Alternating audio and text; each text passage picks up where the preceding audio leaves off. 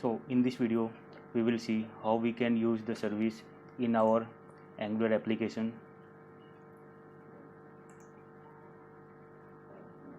In our previous video we have created the service, that is the car service, that was provided to the component and it receives all the cars object. So we will simply create the service and use that particular service to different component, to different module.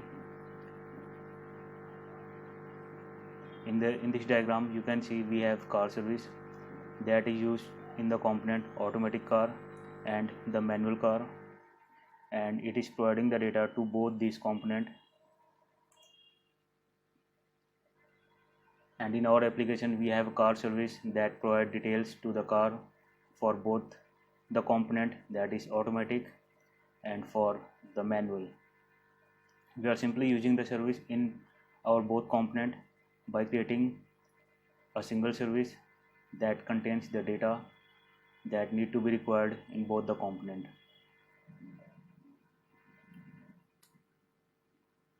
So what we have to do, we have to simply register the service. That is the second step after creating the service. If we don't register, then it will be considered as the normal regular class of the Angular. Registering the service requires to register in the particular module, and that particular module will in turn provide that two sub-modules. In our application we have the app module that is giving the service to all the sub-modules with the help of app component. And if I am providing the service to the particular module, not in the root module, that is your app module, then that service will be limited to that particular module. In the example, that is module 1.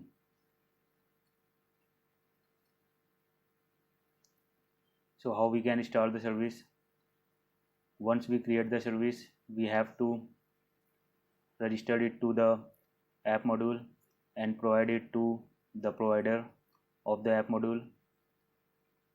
And how we can use? By simply importing the service, register it to the provider, inject the service in the constructor, that is also called dependency injection.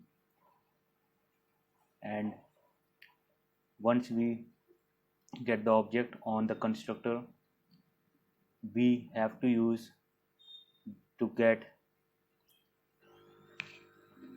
the data on ng-on init. We will do the dependency injection in constructor, and fetching the data will be done on ng-on init. So that data need to be loaded on initial load. We should avoid performing heavy action on the constructor.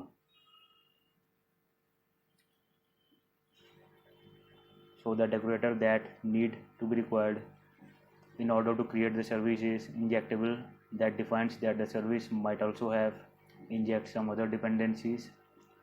So if you want the service to be injectable to another service, then you must define the injectable decorator. Angular CLI already add the injectable decorator when you create the service, and the component has @component decorator that let us know if it may have dependency injection system. But for service there is no component decorator. If we remove @injectable decorator, then it will become the plain class and nothing to do with the service. So it makes service the injectable decorator is required. Thank you so much.